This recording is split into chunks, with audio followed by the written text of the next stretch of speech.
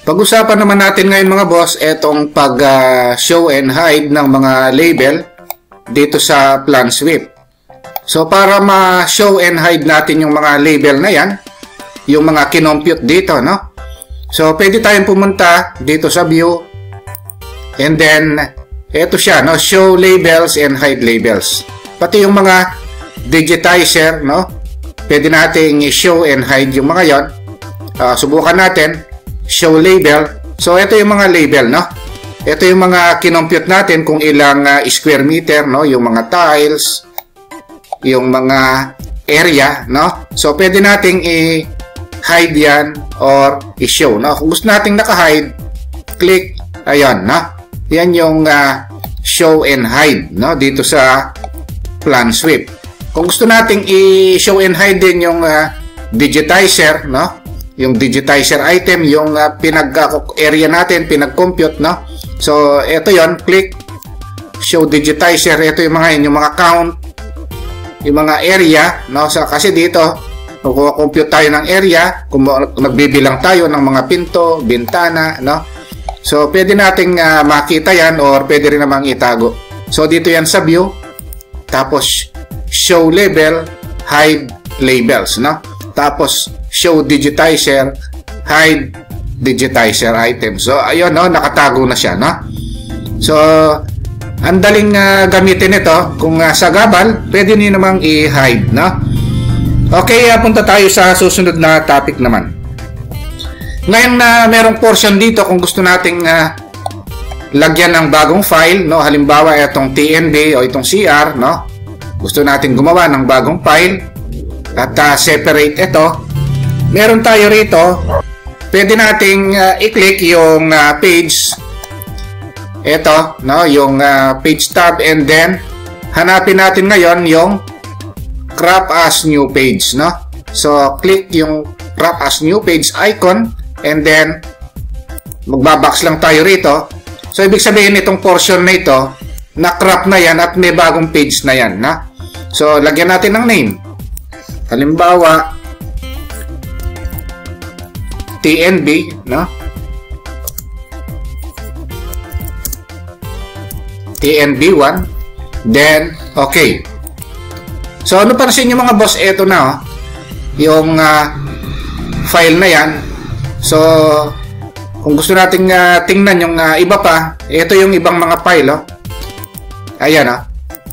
Ayan yung TNB1, no? So, naka-separate na siya. At iba na yung file niya, no? Ngayon, kung gusto nating bumalik sa dati, eto siya, no? Ayun. So, napakadali, no? Halimbawa, itong portion na ito, gusto nating i-email kay boss, no? So, pwede nating i-separate file ito, no? So, ang gagawin natin, gaya ng ginawa natin kanina, punta tayo sa page, and then, crop as new page, click tayo. Ayun, lagyan natin ng name, no?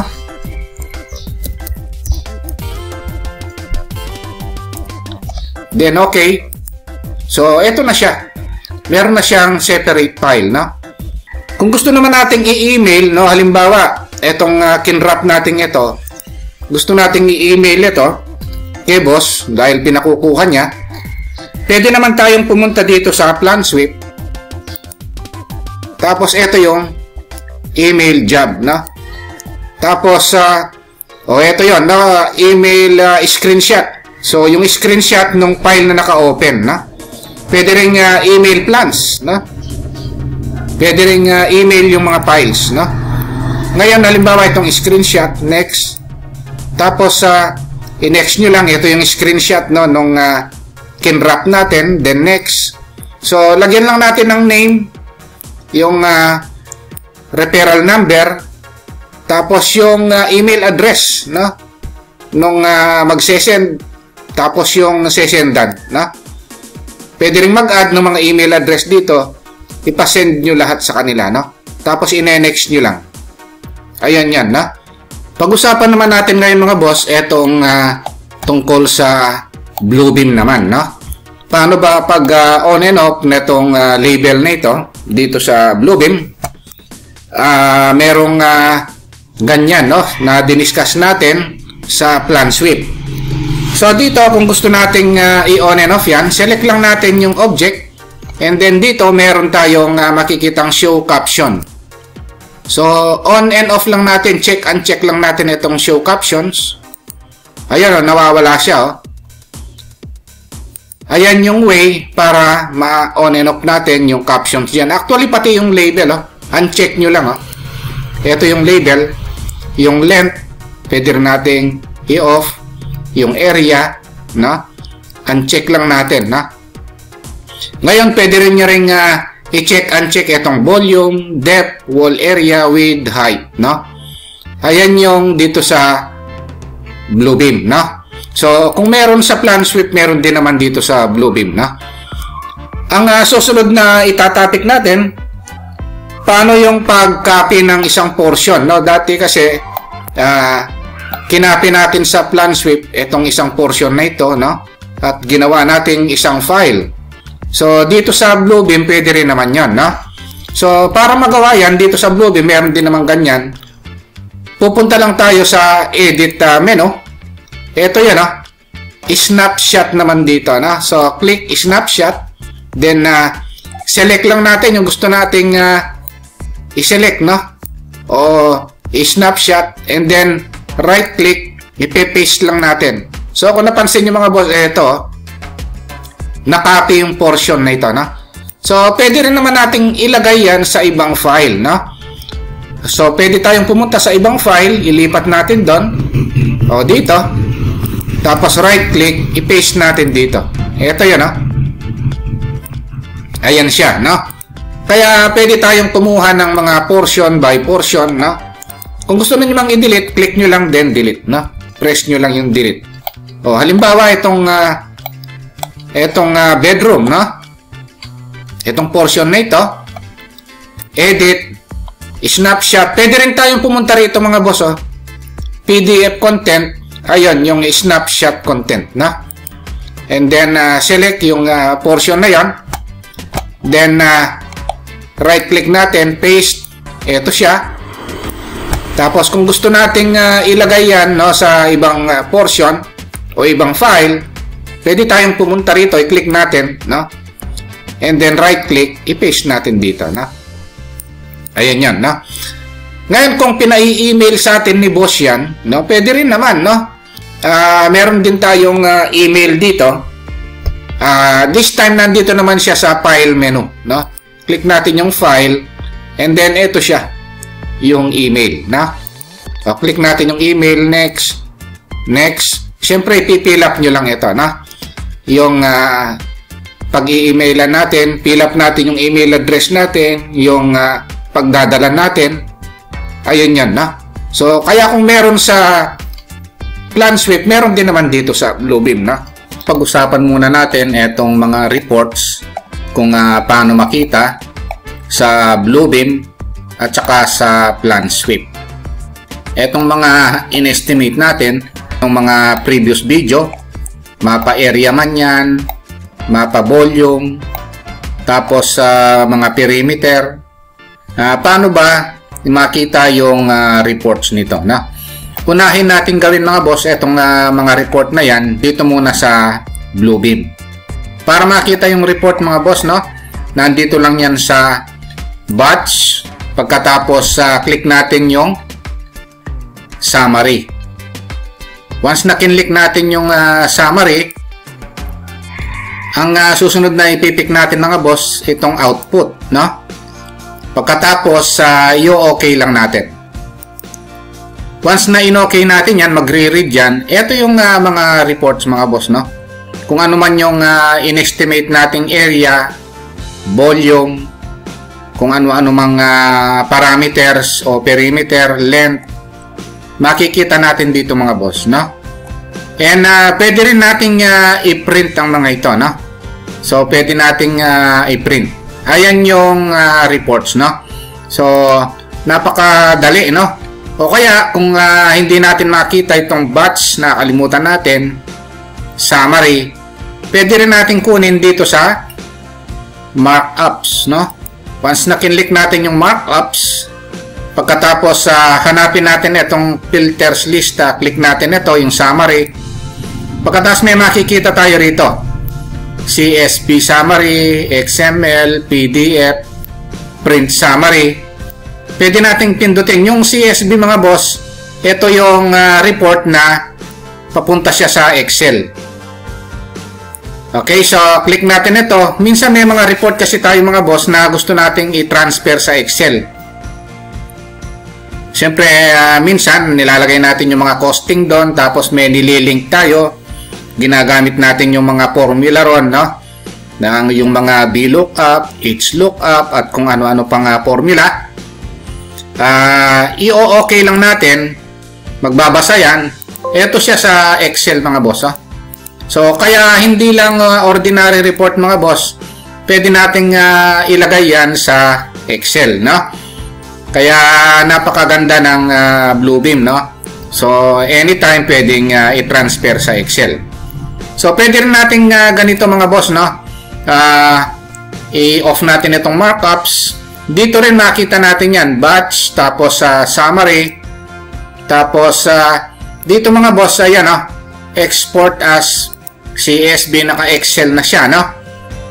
XML, pag in-okay natin ito, ito yung kalalabasan mga boss, no? Ibang dating niya. Bihira namang natin ginagamit ito, no? Sa karaniwan, programming na yan. Ang karaniwan naman mga boss, dito yan sa batch, tapos summary. Kung hindi natin ita-transfer sa Excel, which is yung CSV, o kaya yung PDF, no? So, click natin yung PDF, then okay. So, magbabasa siya. Ito yon, no? Ayan yung report natin, no? Sa Bluebeam. Kaya napakaganda nito. Kung gusto nating i-print mga boss, click lang natin itong file, no? Tapos punta tayo dito sa batch, summary. Tapos hanapin natin dito mga boss itong print. Ito, no? So pwede rin namang i-print yan, no? Pagkatapos i-okay natin, once na makita na natin dito mga boss yung p-print, no? Yung range, ito yon, kung tapos meron ding size ng paper, ayan, no? Kung 30 by 20, 17 by 11, kung portrait ba siya, landscape, ayan, no? So makikita natin dito. Tapos kung gusto na natin i-print mga boss, pindutin lang natin yung print. Ayan, no? Kaya pwedeng i-print or pwede natin i-preview, no? Makita lang yung report, no? Ayan yung report dito sa Bluebeam.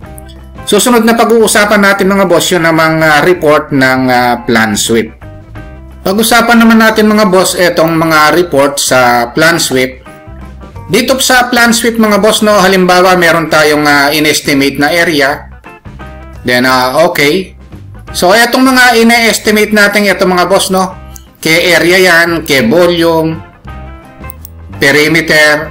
So lalabas ito sa report, no?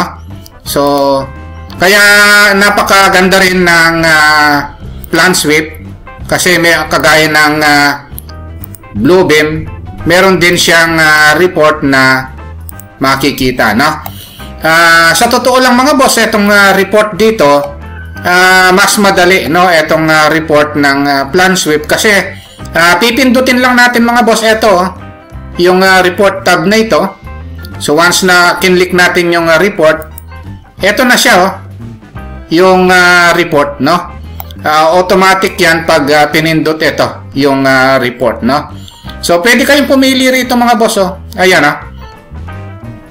click lang kung anong klaseng pagkakasetup ng report na gusto nyo.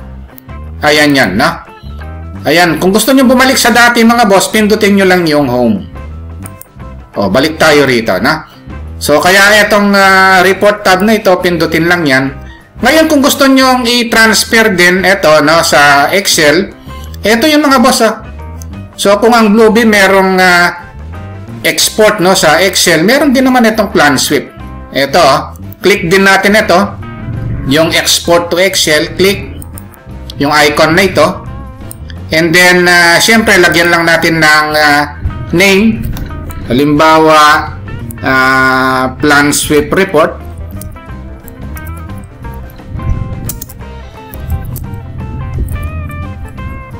So, syempre lalagyan natin.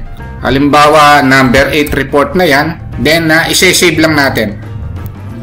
So, mangyayari mga boss, nagbabasa yan, no? So, pagkatapos niyang magbasa mga boss, automatic yan, nasa Excel yan. Ito,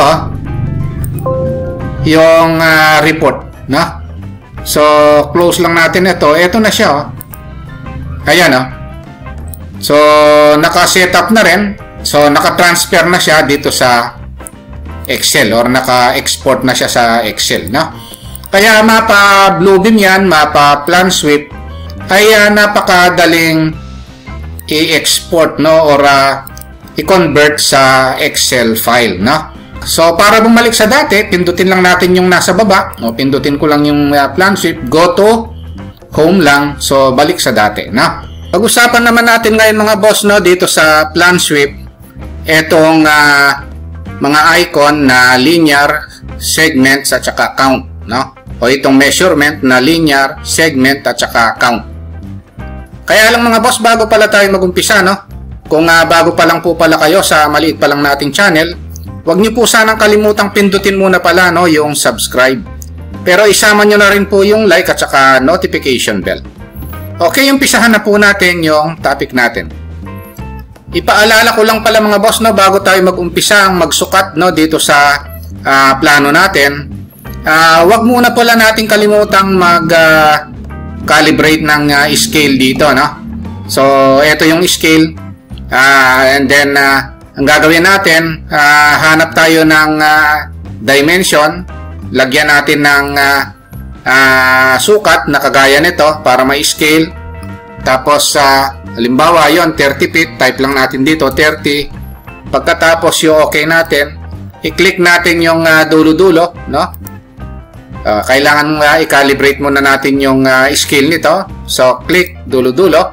So, pag nakita natin na equal yan, ibig sabihin na scale na yan, no? So, once na nagawa na natin yung pag-i-scale, pwede na tayong magsukat dito. Halimbawa, ang una natin gagamitin itong linear, no? So, pag kinlik natin yung linear, maghihingi siya ng name, no? Ang ilalagay natin dito kung ano yung susukatin natin. Halimbawa, magsukat tayo ng type ko lang, cornice, yung cornisa natin, no? Tapos, lagyan natin ng kulay. Ano ba kulay? Halimbawa, color brown na lang, no? Tapos, okay. Tapos, ipipick natin yung mga point na pupuntahan ng line, no? Okay, click natin. Tapos, kung hanggang dito yan, o i-click natin dito. Tapos, right-click, stop. Tapos na tayo, no? Ngayon, kung meron pa tayong susukatan, click lang natin yung new section, no? Tapos, halimbawa, dito, lalagyan ko pa, no? So, click lang tayo. Kaya, zoom natin, lalapitan natin. Click. Click. Tapos, click. Click. Halimbawa lang ito mga boss, no? Sample lang ito. Tapos, click. Kung tapos na, right-click, stop, no? Kung napansin nyo mga boss, ito yung cornice natin, no? Ang haba niya ay 79.4 feet. Ayan, na? 79.4 feet. Ngayon, kung gusto nyo pang magsukat, may nakalimutan kayo, wala namang problema mga boss, no? Madali namang magsukat ulit rito. I-right click lang natin. Ito, continue with. O, hanapin natin dito yung cornice. I-click lang natin. Ayan, no? Then, okay. O, pick ulit tayo ngayon, no? I-click lang natin. Mapansin nyo, madadagdagan nyo, no? Ayan yung measurement na linear dito, no? So, sa mga cornisa, pwede rin sa baseboard, no? Right click, then stop. Mapansin nyo, eto na, oh. 118.5 feet siya, no? So, ang susunod na pag-uusapan natin mga boss, ito namang segment. Ayan, na? So, dito sa segment, etong segment na ito, pag kinlik natin, manghihingi rin siya ng name, no? Tapos, halimbawa, para sa baseboard naman ito, dito sa segments mga boss, ito putol-putol ito. Then lagyan natin ng color, halimbawa i-red ko siya. Then okay. Kung mapansin nyo mga boss, ito putol-putol ito. Click. Ayun, putol na siya, no? So kiklik uli siya para madagdagan. Ayan. So click. Naputol na naman. So click na naman natin. So bali multiple object ito. Yung kanina kasi tuloy-tuloy siya, no? So ito putol-putol. Halimbawa yung baseboard natin pagdating dito wala na siya sa may pinto. Magandang gamitin dyan itong segment, no? Kasi nga may putol yan, no? Pero kung tuloy-tuloy yan, yung linear ang magandang gamitin, no? Then pagtapos na right click, stop lang. So mapansin nyo mga boss, ito yung baseboard 36.1 feet. Ayan na. So gaya ng sinabi ko kanina, no? Kung gusto nyong magdagdag pa ng computing, then right click, tapos continue with, click nyo lang yung baseboard, no? Kung yun ang gagamitin, tapos click, right click, stop. Mapansin nyo, nadagdagan mga boss. So, ayan 42.7 feet. Ang susunod na pag-uusapan natin mga boss, ito namang count, no? Etong count, kung gusto nyong magbilang, halimbawa, gusto natin magbilang ng pinto. Ayan, no? Anong name? Door, no? Then, color ng count. Yan, no? Pwede rin circle, yung shape, no? Pwedeng square, plus, triangle, diamond, no? Halimbawa, diamond. Then, okay. So, ayan, no? So, nagkaroon siya ng mga diamond. Pipindutin natin. Kung napansin nyo mga boss, dito sa pinaka-pointer natin, nabibilang niya 4. Oh, ayan, no? 4, 5, 6. Hindi nyo na kailangang mag-memorize, no? Kung ilang pinto yung binibilang nyo. Minsan, nagkamali pa tayo ng bilang. So, ito, hindi magkakamali mga boss. Ayun, no? So, basta pinindot nyo, bibilangin niya, no? Ayan, no? So, kaya napakagandang gamitin itong tatlong ito, no? Ayan. So, kung tapos na, halimbawa tapos na, right click, stop. Ayan. Okay, ayun lang mga boss, no? Itong mga linear segment count icon o measurement dito sa plan sweep. Okay, punta tayo sa susunod na topic naman. Pag-usapan naman natin ngayon mga boss, itong Bluebeam, no?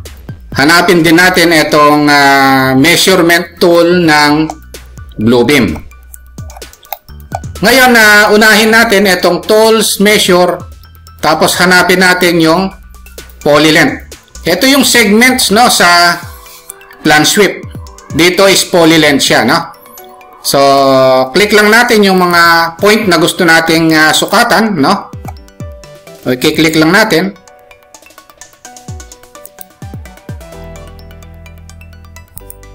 Ito yon, no? Ngayon, pag na-click na natin at natapos na, so, kung gusto nating baguhin yung unit niya, nakapit siya, gusto nating gawing meter, click nyo lang.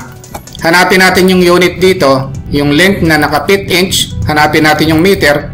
Ito siya, naging meter, no? Ngayon, kung gusto niyo ayusin, no, yung dimension, pwede nyo i-click, tapos shift and drag, no? Ayan, namumove naman, no?